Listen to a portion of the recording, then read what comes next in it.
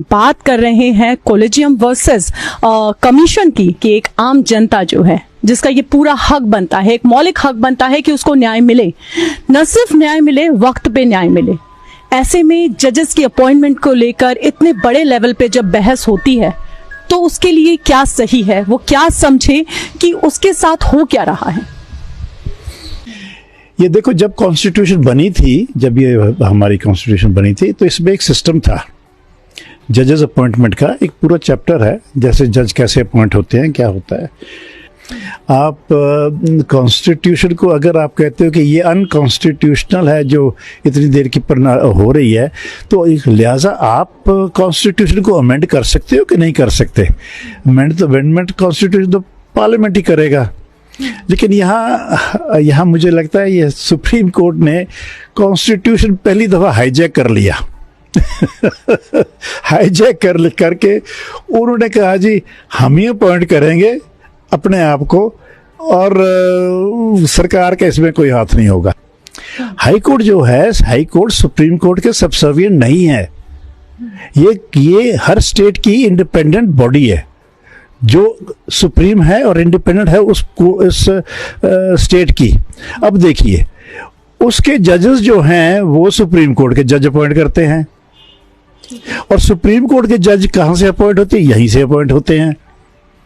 तो लिहाजा क्या हो गया कि ये जो बेचारे हाई कोर्ट के जज बैठे अपने आप को इंडिपेंडेंट समझ रहे थे, ये क्या देखते, ये सुप्रीम कोर्ट की तरफ देखना शुरू कर देते हैं और ये सबसर्विएंट हो गए। अब सुप्रीम कोर्ट कहती है इसको फलानी जगह भेज दो, इसकी ट्रांसफर कर दो, इसको इधर ले आओ, उसको उधर ले आओ, तो वो तो बेचारा सबऑर्डिनेट हो गया ना। तो ये तो कॉन्स्टिट्यूशन ने कहा ही नहीं कभी कि तुम सबऑर्डिनेट हो। सुप्रीम कोर्ट अपने दायरे में सुप्रीम है, हाई कोर्ट अपने दायरे में सुप्रीम थी। अब वो हाई कोर्ट सबसर्विएंट हो गई। अब सारे जज हाई कोर्ट के सुप्रीम कोर्ट के पीछे पूंछ हिलाते हैं। तो ये कोई अच्छी चीज है? तो इंडिपेंडेंस कहाँ हुआ? मेरे हिसाब से ये बादशाही खुद ले ली अपनी, जो बादशाही है पार्लियामेंट की। ये आरोप लगता आया है कि जो कॉलेजियम है उसमें भाई भतीजावाद बहुत होता है, आपसी सहमति नहीं बन पाती है, जिस कारण से जजेस की अपॉइंटमेंट जो है वो रुक जाती है, पेंडेंसी ऑफ केसेस जो है वो बढ़ते चले जाते हैं। तो इसको आप कैसे देखते हैं सर? इस पर क्या कहेंगे आप? एक आम जनता कैसे समझे इसे? देखो, जैसे आप कहते हैं ना, आप जनता कैसे समझे? आम जनता तो समझ सकती ही नहीं। ये बहुत कॉम्प्लिकेटेड सिस्टम है। अंत में हम बात तो उन्हीं के लिए करते हैं क्योंकि जो न्याय है वो एक अंतिम आदमी तक पहुंचना चाहिए, ये भी एक बात है।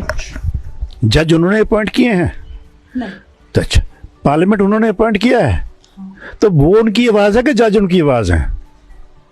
ये बहस सर अटल बिहारी वाजपेयी की सरकार से चल रही है। मैं इसको हार जीत इसलिए नाम दे रही हूँ, झुकेगा कौन? क्योंकि झुकने के लिए दोनों ही पक्ष तैयार नहीं है, इसलिए मैं इसे हार जीत का नाम दे रही हूँ।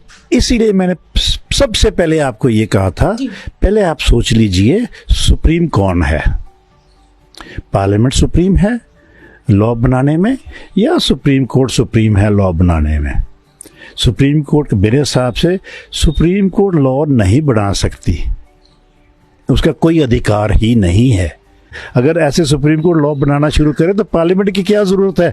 इतना बड़ा पार्लियामेंट हमने रखा हुआ है काहे के लिए? छोड़ो, हम सुप्रीम कोर्ट ही बना लेंगे सब कुछ। और कौन तय करेगा कि सुप्रीम कौन है? क्योंकि फैसला सुप्रीम के हाथ में है। देखिए जी, अगर तो हो गया डेडलॉक, जो होना नहीं चाहिए। डेडलॉक ऐसे है कि पार्लियामेंट कहती है हम सुप्रीम है, और ये आपकी जुडिशरी कहती है हम सुप्रीम है इस अपॉइंटमेंट्स के, और कोई नहीं कर सकता, सिर्फ हम करेंगे। अगर ऐसे टकराव आ गया और इस हद तक पहुंच गया कि डिसाइड ही नहीं हो सकता कौन सुप्रीम है, तो मैं पूछता हूँ अपॉइंटिंग अथॉरिटी कौन है? President of India. President of India appointing authority है, तो वो तय करेगा कि वो जो अपॉइंट करेगा वो किसकी राय के नीचे करेगा और कैसे करेगा। आफ्टर किसी को तो आप दोगे ना पावर, तो अपॉइंटिंग अथॉरिटी सुप्रीम कोर्ट है, अपना प्रेसिडेंट है, तो प्रेसिडेंट डिसाइड करे ना अल्टीमेटली। तो प्रेसिडेंट डिसाइड करता है विद काउंसिल ऑफ मिनिस्टर्स के ओपिनियन के ऊपर। देयरफॉर सुप्रीम कौन हुआ? मेरे हिसाब से पार्लियामेंट हो गया। तो माना जाए जल्दी अब कमीशन का राज चलेगा जजेस की अपॉइंटमेंट। नहीं क्या चलेगा, लेकिन हाँ, सुप्रीमेसी भी, डेमोक्रेसी में सुप्रीमेसी ऑफ पार्लियामेंट को कभी कभी नहीं नकारा जा सकता, और कभी छोटा मत समझो। ये डिक्टेटरशिप नहीं है। सुप्रीम कोर्ट में ये सुप्रीम कोर्ट डिक्टेटर हो सकता है। आर्मी रूल क्या होता है? आर्मी रूल भी डिक्टेटर ही तो होता है, ये भी डिक्टेटर हो सकता है। इसलिए सुप्रीम कोर्ट जो पीपल्स अपॉइंटेड नहीं है, वो कभी सुप्रीम नहीं हो सकती। नाम उसका सुप्रीम कोर्ट है, लेकिन सुप्रीम बॉडी नहीं है। पार्लियामेंट ही सुप्रीम बॉडी है। ये डेमोक्रेसी है जब तक चलेगी, नहीं तो दूसरा सिस्टम आ जाएगा, उसमें देखेंगे फिर।